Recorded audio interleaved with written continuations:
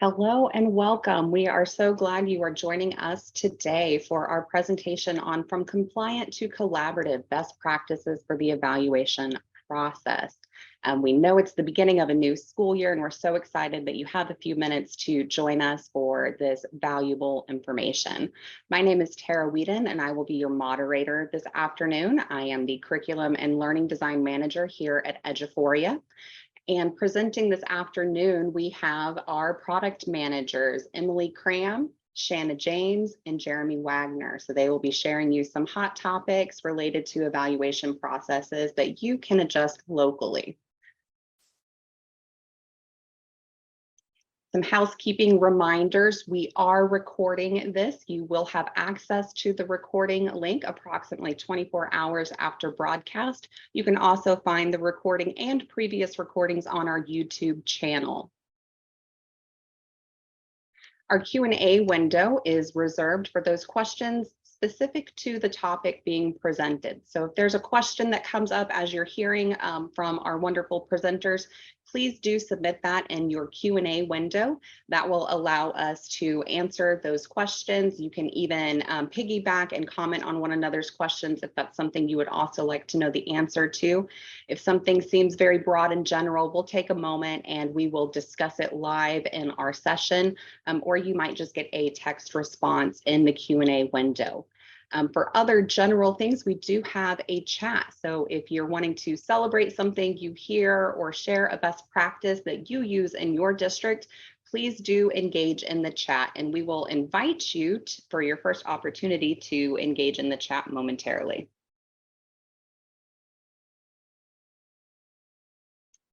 Our objectives today are to cover some best practices related to the evaluation processes in your district or at your campus.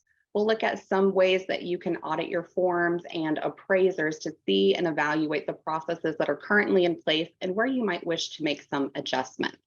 We're going to cover some intentional setup processes within Strive so that you know the data that you're collecting and can rely on the outcomes that you hope to gather. And then we'll also discuss communication and feedback within the evaluation process and the value that it brings to you and your appraisees.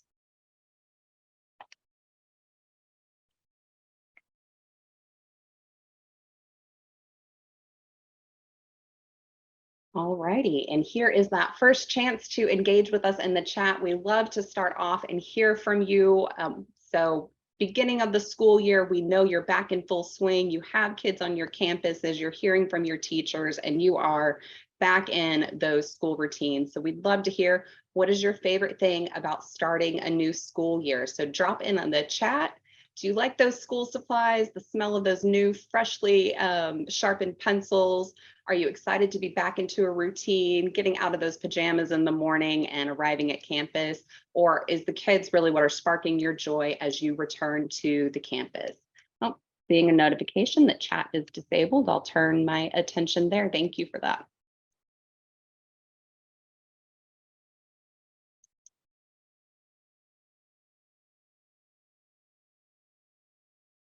We'll go ahead and move forward with Emily taking on our next topic. Okay, so as we're getting ready to talk about evaluations and observing teachers, I want to give you a second to pause and think about how critical do you really think teacher performance feedback is, because we know that it's required, but when we really dig into it, do teachers really gain a lot of knowledge from those evaluations and those walkthrough documents? Do they really feel like they're gaining something that they can take and immediately place into action within the classroom? We know that research shows that feedback is critical for students, and I'm going to assume it is critical for professionals as well. I always was hungry for feedback, and so how can we take something that is required and take it to the next level in order to make absolute gains and impacts on the classroom that happen pretty much immediately? So that's really what we want you to think about today as we go through this presentation. So what we're going to start with is defining your local process. So we're going to go through just a series of questions and best practices and give you time to think and reflect on, is this needed at my district? Are we doing this? And how could we enhance some of those local practices? Okay, so from my experience, I have worked with a variety of districts, worked for several school districts, and worked with a variety as well, working at a regional service center. And this was a list of best practices that we collaboratively came up with that you should really stop and think about. So probably number one is really, is there an established time in your district that you review these evaluation and walkthrough documents? Do we review our process as a whole and say what's working, what's not working? Do we take time to involve documentation that's also required? So do we consider campus and district improvement and how that aligns? If it's something that can help our campus or district performance-wise, is it in our evaluations and in our walkthroughs so that we can capture that? Are we setting clear expectations for all the documentation? Does walkthrough mean the same thing to me as it does to another appraiser? Are we making sure that all of the appropriate stakeholders are also involved? And so that could be anywhere from instructional coaches to outside community members. And are we making sure that they have a voice, and is that appropriate? Also, do we have communication established for that feedback? And I would say that is probably number two. So what does that communication and feedback look like? And how is that being received? And finally, do we continually evaluate our processes throughout the year and make sure, hey, we had planned on this at the beginning of the year, but I don't think it's meeting our needs. So let's stop and reflect on that. So those are just some targeted best practices that we really think help to establish an absolutely great system for evaluation. We even included, if you want to take that a step further, we included documentation for just some detailed questions that you could take back to your district and really ask these questions and reflect on them and see if they are something that you want to utilize and if you do have the right processes in place. So to take those best practices a step further, you could reflect on these in a leadership meeting. We had one in my prior district. We called it the back to school retreat for administration. And we went through this process and we asked ourselves these questions and we evaluated these pieces and we made sure that we refined our processes.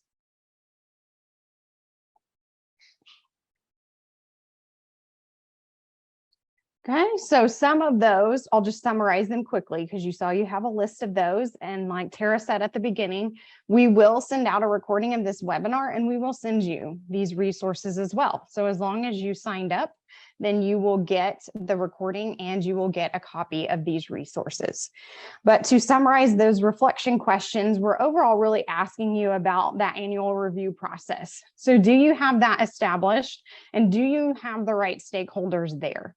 Because it doesn't need to just be district leadership. It absolutely needs to include campus leadership, and then you could extend that even further down and love to have a teacher's voice in that meeting as well. During those leadership meetings, do you evaluate? Do you pull out those walkthrough documents and say, is this working? What are you using at your campus? What are we using? Should we all be using the same thing? And talk through each of those elements.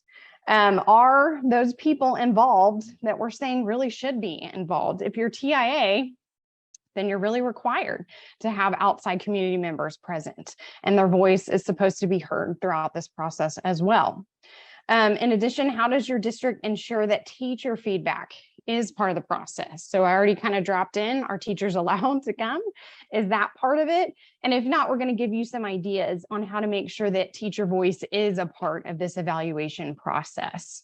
And then lastly, and probably honestly the most important, is how are you verifying that it is effective? Because we have lots of data sources for you to use and really reflect on if this is working and if you're getting the right data that you would like to see.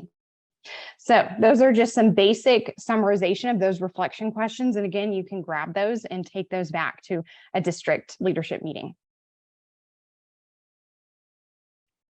So y'all give us some feedback. We don't like to talk all the time. We'd like to kind of hear from you. So based on just that best practice overview very quickly and those reflection questions, how would you rate your district practices? So we're saying one is, oh goodness, we probably need to get something going around this. It's been crazy, and since COVID, we have to reestablish processes. Two, do you have a few of these things already going? And so that's very exciting. And three, we have all of these things going on, and give yourself an immediate high five if you do. So tell us 1, 2, or 3, where are you at? You could even be, in between. You could be a 1.5, but give us some feedback. Where do you think you are at your district? Oh, this is awesome. I'm seeing 2s and 3s. Oh, you did 2.5, Carol. I liked it. Yeah, if you're brand new to your district, that's fair. 1.7. I like it. Chris, you're my kind of guy there. That was amazing. So great. Hey, and if you're saying we're kind of on that 1 level, but we're creeping toward 2, I really like that. At least you know that there's something that needs to get established, and maybe that means your meeting's planned. So very good. We like hearing from y'all and getting some reflection from you. It's always nice to hear what others are doing. Okay, so now I'm going to go through a little bit of a transition, and it's the same information presented a little bit differently. So again, in my district that I worked for, this is really what we did, and this was the time of year that we did it. So I know in education, you love timelines and you love calendars, and I love them too. So I'm going to definitely go through this from a mentality of how can we arrange this on our calendar of events, and what does that look like? So when you're kicking it off, I know we're already past July, but I'm just telling you from my district practice, the last week of July was always that leadership retreat. So our principals came back on duty, and we started with that immediate retreat of all of our processes for the school year. And this was a big chunk of it. We made sure that we went through those evaluation documents. We reviewed campus and district improvement plans. We evaluated the number of goals for staff members. Are we having enough? What should they be? Should we extend them? Should we be specific on them? The number of walkthroughs that are being completed. The appraisal type. So this one's become even bigger. I got excited one year when one of our athletic directors was really upset that he didn't have an appraisal type, and he wanted to be appraised based on his performance. And I liked that. So we reached out and made sure that there was an appraisal type that met his needs, and he gave us feedback, and I thought that was cool. So are all of our people that are involved with our district, are they being evaluated properly? Do we have something in place for them? If you have TIA and you are a part of the teacher incentive allotment, then that has a series of processes in and of itself that you would want to go through during this time. And then we would also want to review that teacher feedback that we would have collected at the end, probably of the last school year, and really gather to make sure that our processes are aligning with what teachers are telling us. So again, that would be beginning of year. As we move into the middle of the year, then we may start looking at different points of view. And we would start saying, again, I said December or January, let's review the number of conducted walkthroughs and evaluations. Let's review data to find trends. So here's that data stamp where we can go ahead and run some of the great reports that Strive has and see what is the average domain performance. What subject area performance is broken down? What does that look like? What does grade level or school level performance look like? And what are appraiser trends? And again, so here is where a lot of times mid-year we paused and we were like, oh, one of our appraisers, we probably need to do a walkthrough all together and make sure that student voice is the same thing that I'm calling student voice, and that academic vocabulary is truly the same thing. So some of these items that we're looking for, we want to make sure that we have the same definition of what those are, because you're rating those a lot higher than I am. So let's go through and let's do a team walkthrough and let's evaluate some of those pieces together. And that data trend would pop up very much at this time of year. So then for the end of year, So this could be April, May, it could even extend into June, some pieces of it. So this one does have a little bit longer of a window. And, you know, if you've done these, it's because of the different pieces involved. But first, we would talk about the completion of evaluations. So when's that deadline? When's that hard deadline? Because we have to have them completed and we have to start doing the next pieces that follow those evaluations and observations and summatives.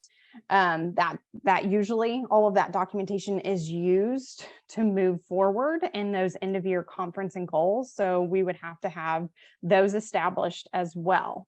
I just threw in there that this is a great time to use the document summary report and strive to verify those things. So that's kind of your compliance check. Are these done in a timely manner based on what we have established? Again, as you move forward and you have the data collected in the system, then you can start cross-examining student growth and teacher performance. And we have an amazing report that does that for you that Shanna's going to show you in just a little bit. But as soon as those data pieces are there, you can start investigating that and looking into those data pieces. And last, let's talk about how we're going to get our teacher feedback for evaluation and what does that look like.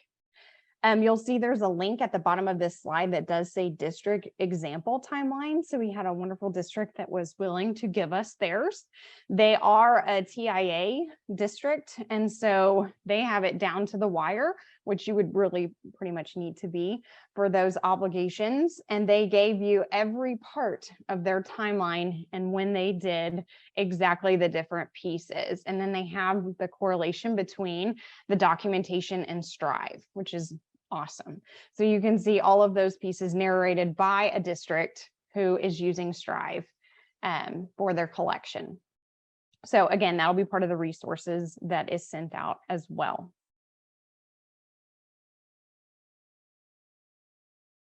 Okay, and then my last little piece for this section is that last little cliffhanger I left you on is how do we collect feedback? So what does that look like? And so I love to promote a tool that we already have in our system. A lot of districts already are utilizing Formspace. We offer that up as part of the Eduphoria application of suites. And if you're not, it's definitely something your district could get, but it allows you to host forms in multiple different fashions. And so the top form that I have on the left, it was from a school district that I found. We have a community of forms within Formspace that you can go look. This is where I began any investigation for my school district. When they said, hey, we need a way to document this, I would be like, I am sure that there is a district that's already doing it. So I'm going to go look, and I would print off samples and bring them to meetings, and people would be like, wow, Emily has all this information.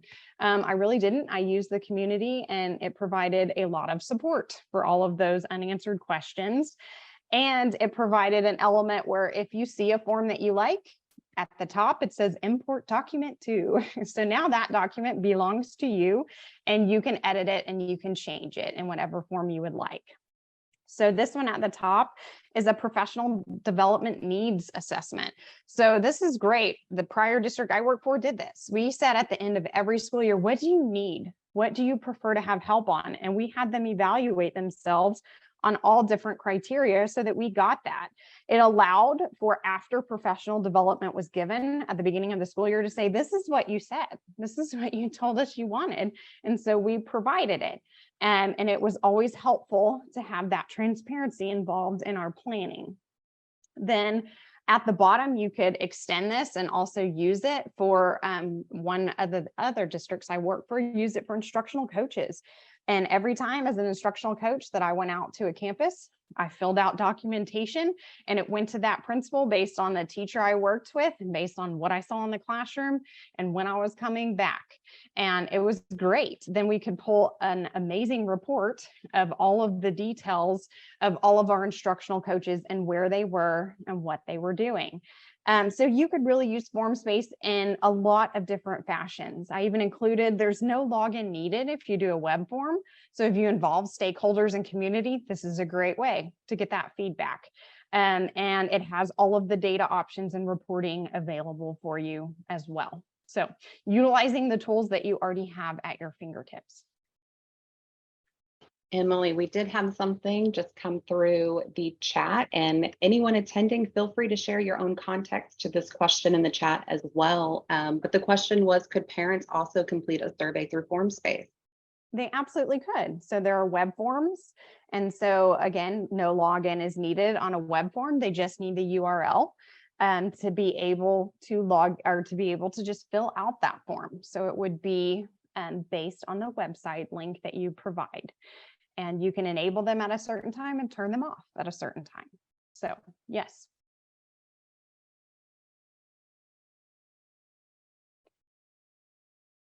Okay, so again, we'll pause and hear from you. We provided a lot of different information, and we want to hear, what do you think is an easy win for you to take back to your district as a best practice? So what can you take away from this section and really use? Would it be A, those reflection questions? You're pretty excited about those as a district practice and to begin those conversations. Is it B, do you really love that timeline of the year? You're like me, you like calendars and they make you very excited. Or is it C, hey, Formspace is a win. We saw that button and we didn't know what it did. And so now we're going to go play in Formspace and check out that community. So let us know, where are you? A, B, C, you could be A, B, and C. Look at that. You could be all three.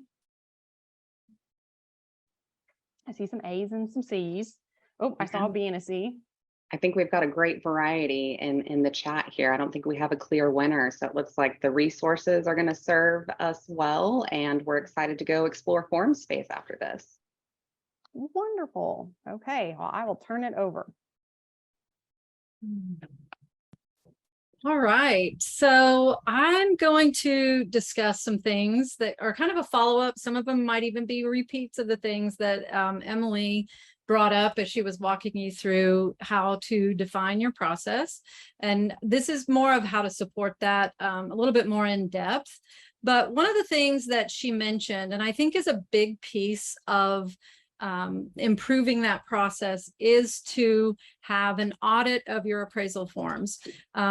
What that means is we want to make sure we're kind of reviewing all of those forms. We're making sure that if we have multiple forms at a district, maybe check the reason why. Why do we have multiple forms? Is there a way we could narrow them down to one?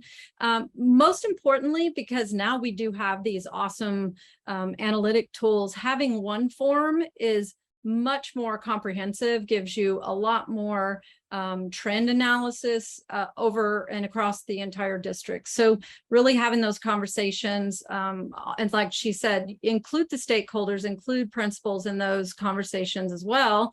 I have been at conferences presenting, and I've had principals come up and go, you know, I really don't like our form. It's got these kind of questions. And I'm like, that is what you need to take back to your district. Everybody needs to be having that conversation about if questions don't make sense, or if there's a format that they don't like, or if something, you know, to make it easier. So make sure that those stakeholders are involved in making those decisions about the forms.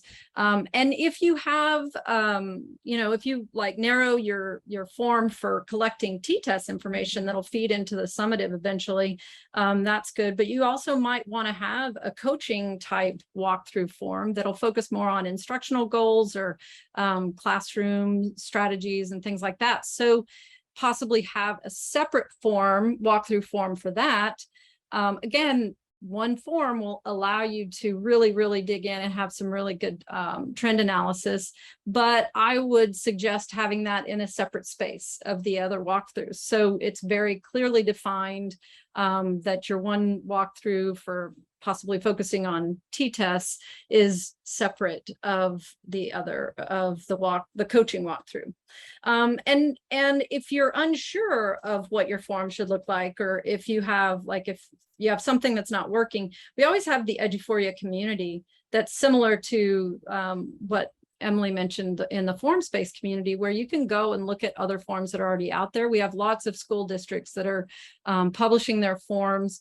and you could see some different layouts, some different types of questions or whatever, and you could import those into your system and then edit to make them a little bit more aligned with what your needs are.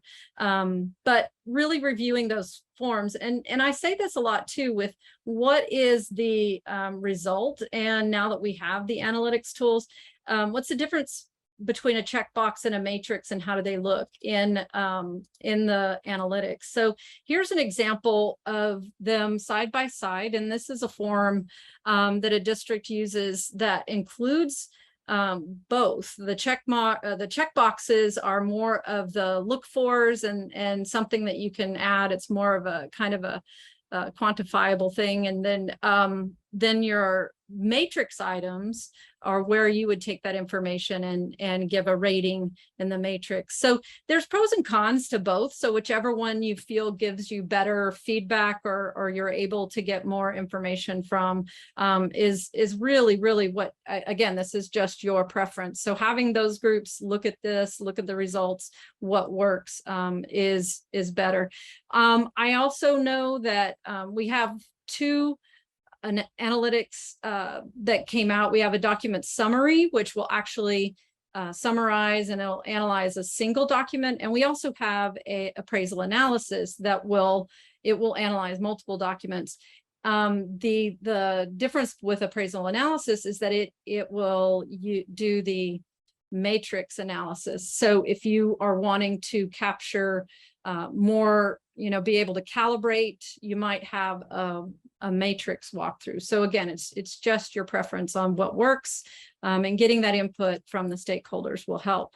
So here's an example of the analytics or the appraisal analysis, and this is actually using your observation with the rubric. And so this tool has really, really increased the potential for calibrating in districts, and you have the ability to really quickly see how aligned your appraisers are on the rubric. So making sure that, again, as Emily pointed out, having that common vocabulary. And I always think about this in relation to a webinar that we had several years ago before Jeremy worked with us, that Jeremy offered, and he talked about calibration. And I remember some of his conversations about the common vocabulary and the all means all, and the specifics between, like how, hard it is to understand and make sure everybody's aligned on each step. Like proficient is this, what are the differences between a proficient, accomplished, and distinguished? So making sure everybody's on the same path and understanding that. And another thing too that I find interesting is like making sure that, again, when you're reviewing your forms, review those questions too, how those questions are laid out. So this is one of the things that I see so often in districts, in different districts. There are some that might just have one radio button that says observed. In this example, we have observed and not observed, but really, and that's okay, but having that conversation and making sure everybody understands the expectation. When I click not observed, does that mean that's something that needs to be worked on, or does that just mean I didn't see it? So really understanding what that means when they select those options. So in the example below, this is the same question, but it's a little bit more clear because it says needs to be addressed. So this is something that I know when this is checked. Whoops, sorry. I know when that's checked, it is specifically something that I need to focus on for that teacher. So again, reviewing those expectations. And then this is an example of what Emily spoke of, the once you have your student growth, and in the summative, there's an option that you can collect student growth in the summative. And if you have that turned on and you're collecting that information, you can review that and see the actual data lined up on the scatter plot, and this is very similar to what, if you are doing TIA, very similar to what the tools that they have. So you can align and check for skew in student and teacher performance. So, all right, I'm going to over here and ask a question really quick to say, what do you think would be best to help support your district or your campus process? Do you think auditing forms, number one, is something that you need to do?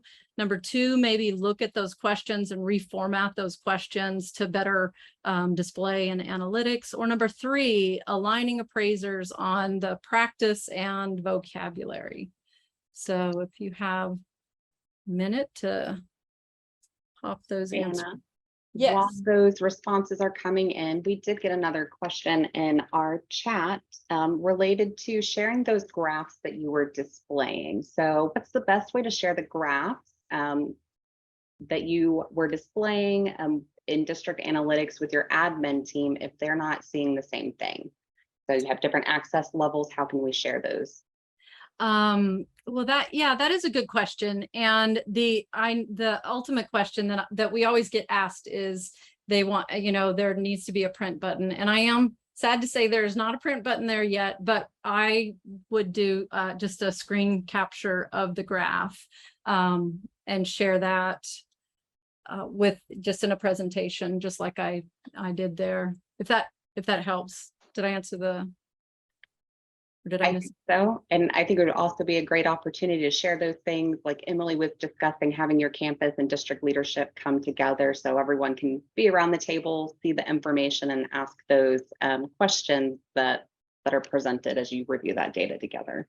Yes, absolutely. Absolutely. Yeah. Okay.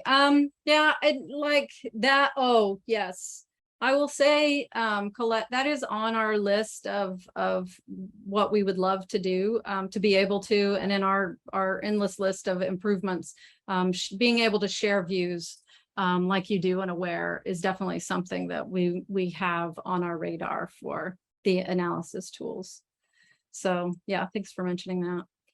Okay, so moving on, what happens next? So again, that was just a few things you can do to help support. Emily shared a lot of things that you can do to set up and define your process, but really what we need to focus on now, another big piece of it is making sure that you're set up to be successful in Strive. So your setup in Strive matches your actual what you're doing, what you have aligned. And that's why I love this example here for the calendar of events, is that there are some things in your calendar, there are some things that are not necessary to capture in Strive, but there definitely are some things that you can capture in there.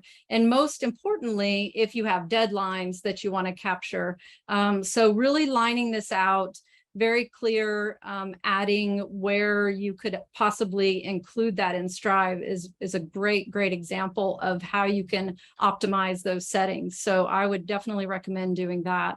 And also I have a little sneak peek of something that I would like to share that will give a little bit more, I guess, maybe more of that need to align your process, because we have over the summer have been working on a new tool in Strive, and I know that there's never a good time to release a tool. So beginning early next week, we are planning on releasing this. This is something for principals and appraisers that we will not release until we have documentation in place to release this. So, but I just want to give you a little sneak peek of this, because this will also kind of drive home that need to make sure you're set up successfully. So I'm logged into Strive now as a principal, and we did, many of you noticed the redesign that we did over the summer.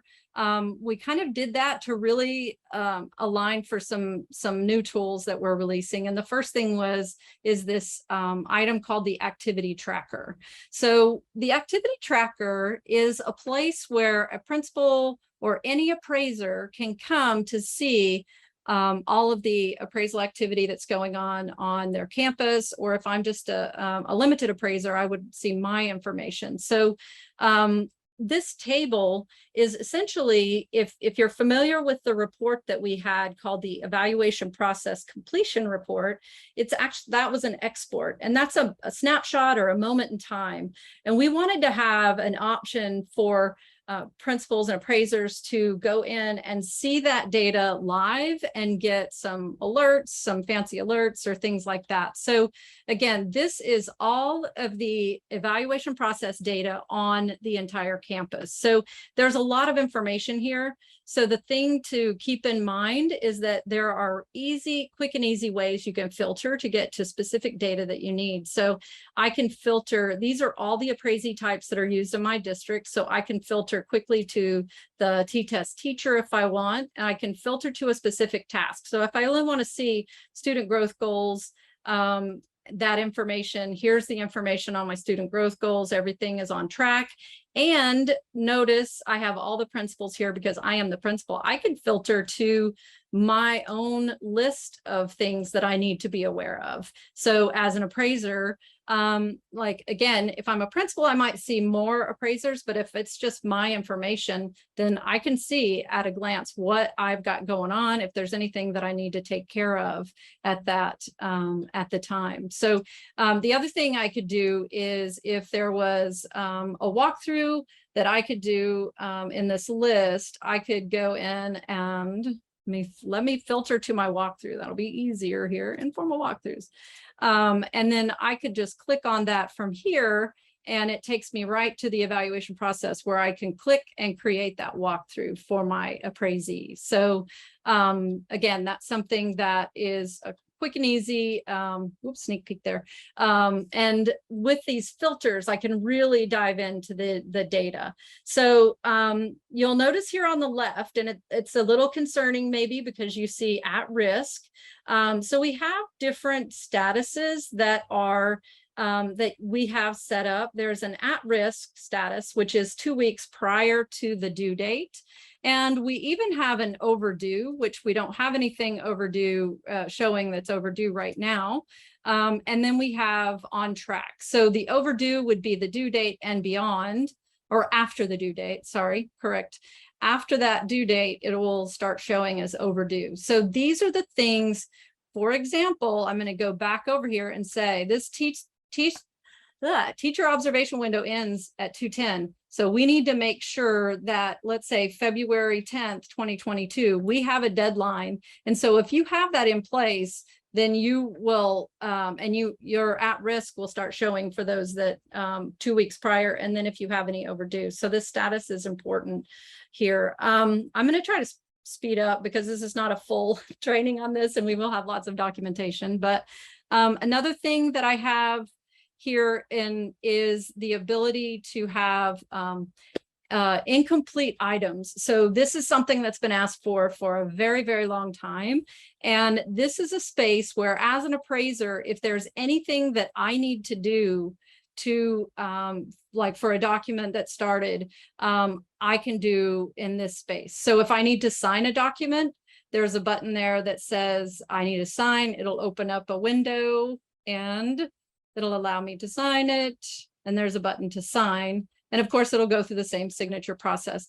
If I've created a walkthrough and I haven't said let staff view, this is where I would do that. I would click here, and then now I can click the button let staff view. So so that would be available. So again, we have remind appraisee because not everything is on the action of the appraiser. So if I click on appraisee, then I could actually email the appraisee to remind them. So anyway, so this is called incomplete items. And again, for appraisers, anything that they have that's in progress or that they need to take action on, it would show up in this list. So I have the table and the items.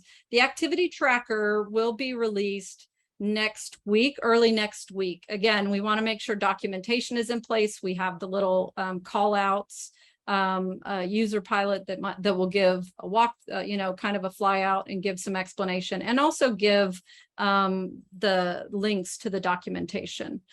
The last thing that I want to call out to is the overview. This page is actually something, again, only appraisers will see this page. These are things that an appraiser needs when they log in to Strive. They need to take action in this place. So if I have documents that are incomplete, I can go in and check those. If I have something that's at risk, I can click and it'll take me right to those that I can take action on as well. So I have this is a widget for task not started. So if something is coming up and I need to go in, and if I'm looking for maybe a walkthrough, you know, or that I need to do, or if there's somebody that I haven't done a walkthrough on yet, I can click here and it takes me to that table here, and it'll show me anybody that has a 0, then I can do that. I can also sort the columns as well over there. So, okay. And the last thing is there's a quick little widget. This takes you to the existing walkthrough widget. But all of these things, and the reason I went over this last, are just a fast path to those tools that I just showed you, the activity tracker. So it's just a fast path to get there so I can quickly log in and check those out. So that was your quick overview. Probably took too long doing that, but I'm really, really excited about that tool. I think it'll be very beneficial for appraisers, especially this coming year, getting that compliance stuff out of the way, or knowing who I really need to meet with, and, you know, teachers that I might need to coach and stuff. This is very, very helpful to get all of that, like, you know, compliance out of the way. So, all right. So I'm going to move on here. So just a quick feedback here of thoughts about how the new activity tracker might affect current practices. 1, do you think it'll change daily behavior? Number 2, will it help keep organized? Number 3, will it help with the overall systems?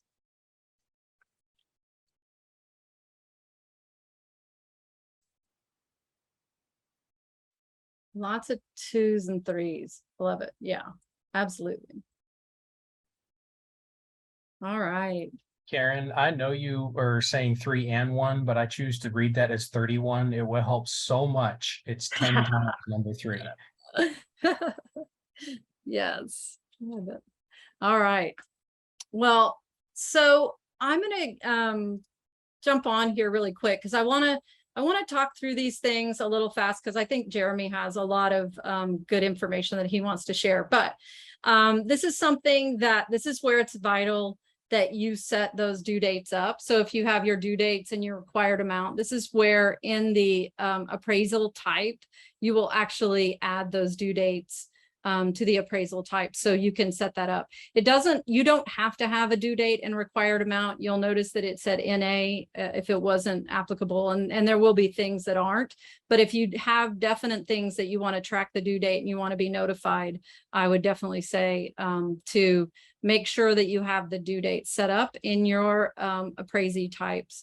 And then I did mention the student growth goal information. We do have the option now in the summative to collect student growth scores.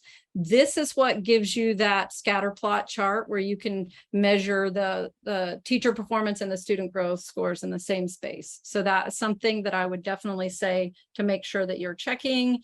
And then I have a quick little checklist here at the end. Just make sure, again, if you have something laid out like that one calendar, make sure you have all those steps included in your evaluation process. Make sure that those questions are connected to the framework or the questions, because that'll help with your analysis, and make sure you have the due dates and the required. If you have that, make sure you have the option to collect student growth in the summative form, and then also make sure you include feedback opportunities and that could be as much as reflections in your evaluation process as well. So, all right. I think I'm done talking now. I'll pass it off to you, Jeremy. Excellent. Thank you, Shanna. And to kick off my segment, I will be talking quite a bit about the communication feedback kind of cycle or loop built into any evaluation process. And I want to start with just a general reflection question that will frame this entire section. In general, when we talk and work with our teachers, we expect them to have differentiated and individualized instruction and feedback to their students. And so we need to frame the question for this next section on how are we providing that individualized feedback to our teachers. And some of the things we're going to talk about really kind of help if that's something that could potentially be worked on how we could build that into our system so that we're getting that differentiated, individualized feedback to our teachers. So in general, we'll start with just some basic best practices. And I think it's fair to say that the overall goal of teacher evaluation is professional growth. And professional growth is a very broad statement that encompasses a lot of things when it comes to instruction and in education in general. It can be student performance. It can be something related to T-tests specifically. It can be something related to interactions with the community and any number of things. But professional growth really is the goal. And yes, this serves as a layer, doing T-tests or evaluation serves as a layer of accountability for the minimum standards for our teachers to achieve. But there aren't a lot of teachers that are typically aiming at the minimum. So it has to be about driving our teachers and ourselves up towards the top, pushing for that next thing, pushing for the next best piece of performance. So evaluations that exclude something like a debrief or post-conference or some sort of summative meeting with an intentional structure largely don't push those teachers and they don't drive that growth. Without communication, especially two-way communication, the evaluation becomes more about being spoken to rather than actually having a genuine conversation. It also tends to de-emphasize the importance of the feedback to the teacher or the receiver. Words on a page or words on a screen in many of our cases, because our T-test is electronic through Strive, tend to have far less impact than an actual coaching conversation and an opportunity to sit down and discuss evidence and to be specific. So let me know if this particular thing I'm about to say sounds familiar to you as an evaluator. 90% of the time, whenever I did an observation on a teacher and started a coaching conversation, I typically began with a question like, how do you think it went? Tell me one area that you think went well and one area that you thought could be improved. 90% of the time, the teacher basically said what I was about to tell them. Does that sound familiar to a lot of you? Usually that means if the teacher is kind of already saying what I have planned, they're very highly reflective on their processes as it stands. And so that opens the door for that teacher to be open for feedback. When you have that two-way conversation and start it with something like, so tell me about it. How do you think it went? That door opens and they become ready to receive that feedback and that constructive criticism. Within the conversation of the evaluation cycle, things have to be based on evidence, and it has to be very specific evidence that provides specificity for the conversation. And I'll get into evidence a little more here in just a second, but without specificity on that evidence, sometimes the feedback becomes too generic and the teacher doesn't know how to take action. And we also have to keep in mind that it has to be more than praise. I think as evaluators, we sometimes fall into a trap of the I think I feels with our teachers, and we try to sympathize and empathize with them. And not that that's a bad thing. We definitely need to do that as instructional leaders. But we tend to focus more on, I see this teacher trying so hard, or this year is so incredibly difficult, that we tend to put emotions into our evidence rather than statements of what actually happened. This can sometimes close the door to intentional growth. And I need to be very careful in phrasing this here because we are in a time in education, especially with the beginning of this year, where providing feedback in the wrong way can potentially turn a teacher off and send them out the door. And we definitely don't want to do that. But it has to be more than just generic praise. So lastly, best practices, always keep in mind too, that we want to try to keep some of our feedback outside of formal appraisals and formal documentation. It can help a teacher beyond words, especially if you're wanting to focus on something super positive. If you're just trying to get into the classroom and just let them know you're doing a great job, to drop that note and don't worry about being super structured and documenting it and making sure it gets viewed in Strive. In a district that I worked for prior, a great way that they did that is teachers could opt in if they chose to, and they could provide a QR code on their door. And so if you were coming in to do a walkthrough, you could scan that QR code, and it was the feedback that teacher wanted. So it was based on their teacher goals and what they were working on very specifically in their classroom. So I absolutely love that. When I walked into a teacher's room, I scanned that. I gave them the exact feedback that they were asking for and what they were setting goals on. And that also allowed me to focus on the things that they were working on as well. And I love that anecdote too, because the building of that QR code for seeking that informal feedback really helped dig in and specify for the evaluator coming into the door, hey, this is what I know I'm already working on this year. And so this is what I would find super valuable in this moment. So I like that as a good practice. All right, Shanna, next slide, please. So let's talk about the value of good evidence for feedback.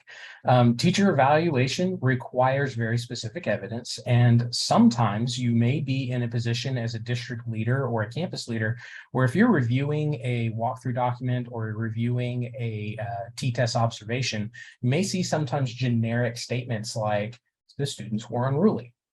Statements like that don't have nearly as much value as adding something a little more quantifiable about the when and the how and the where. We can change a statement like the students were unruly to students got distracted during the transition between the lecture and the group activity. Which of those two statements provides something to the teacher that they can turn into an action? Which one of those statements allows them to see, yes, okay, I know exactly what it is I probably need to try to work on, even though it's just words on the page at the moment. And then which of these statements would help open the door to a conversation when a coaching conversation were to actually take place at some point after the observation. Try to be specific about what is said and what is done in the classroom. Throw in direct quotes when possible from the teacher and from the students, and offer quantifiable data wherever possible. How many students were doing it? How many times did it happen in the classroom? When specifically did it happen? Providing these things can sometimes make the feedback feel cold, but it just adds that level of specificity that's needed to take action. On the next slide, we have a collection of or pairs of feedback statements. I'll let y'all read those for just a second.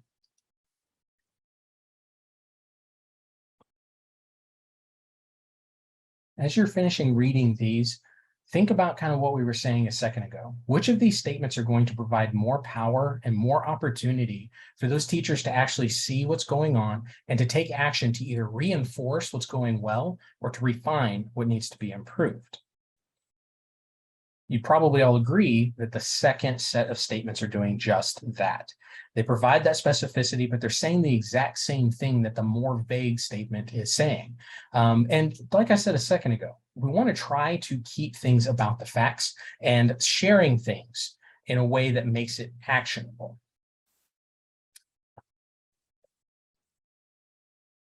So let's talk about reality for a second.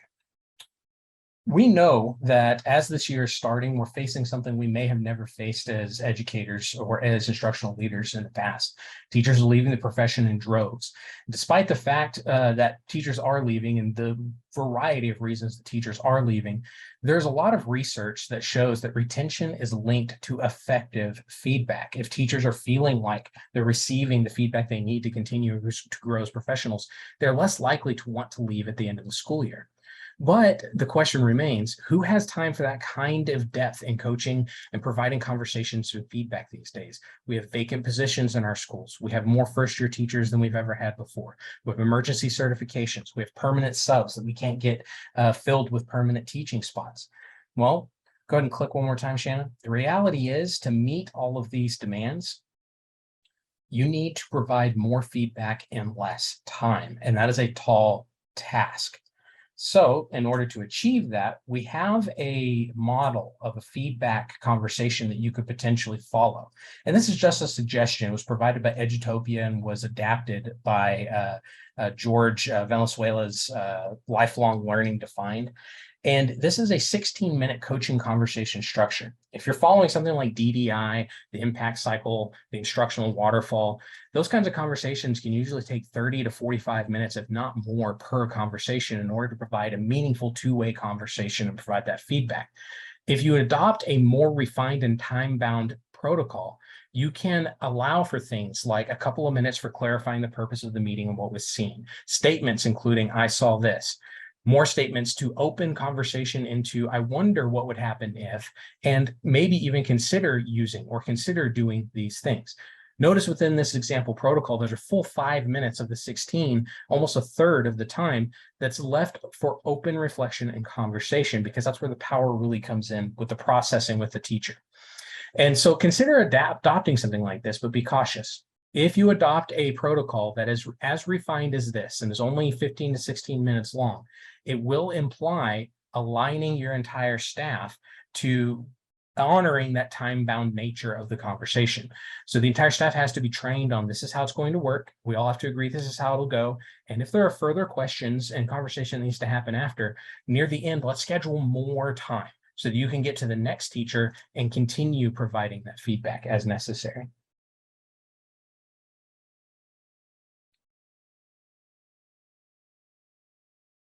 I want to circle back to also collecting feedback from your teachers. Emily shared some information. This is basically a copy of her slide before from Formspace, that we can use Formspace as a powerful tool to gather feedback from our teachers on the things that they're needing in relation to their observations and feedback.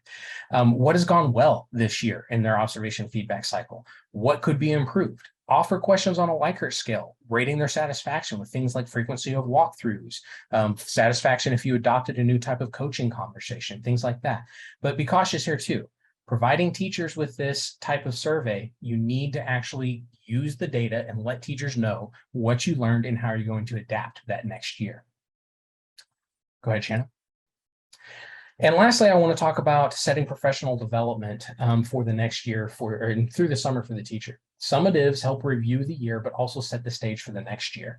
So how are you using the evaluation process to communicate professional development expectations with your teachers during that summative conference?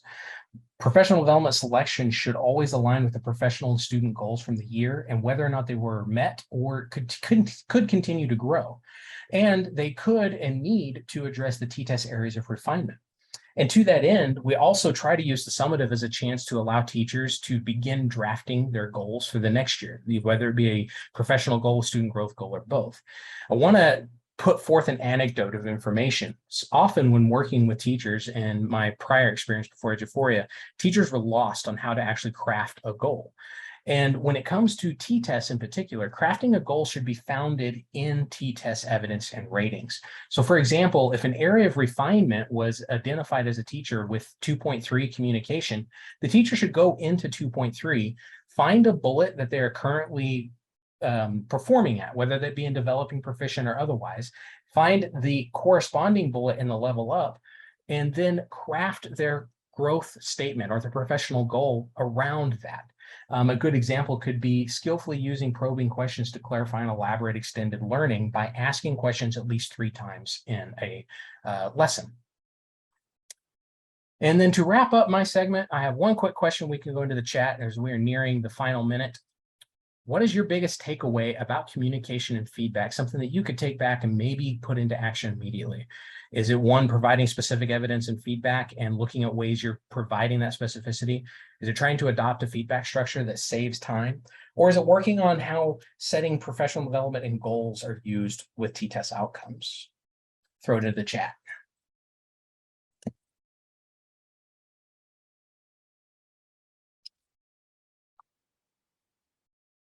Excellent. I'm seeing several 1s and a smattering of 2s and 3s.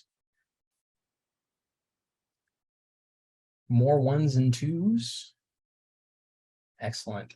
And we're officially at time, so I'll pass it back to Tara and she can close us out as you guys finish dropping your numbers in. Well, thank you, everyone. Not only are we appreciative of your attendance, but also your engagement in this afternoon's topic. We've addressed many questions throughout the chat and a few in our Q&A window as well. If you have any specific questions to your setup in Strive, what you have access to in your application, please do email us at training@eduphoria.net so that we can troubleshoot alongside you and get you direct feedback on what you may be experiencing. So if there's something that we were not able to address through the questions today, please do follow up at training@eduphoria.net. We look forward to hearing from some of you to address your needs. Next month, we have additional content coming to you. And even before that, next week, we will be presenting on the technology enhanced items and really connecting those to curriculum decisions in the classroom.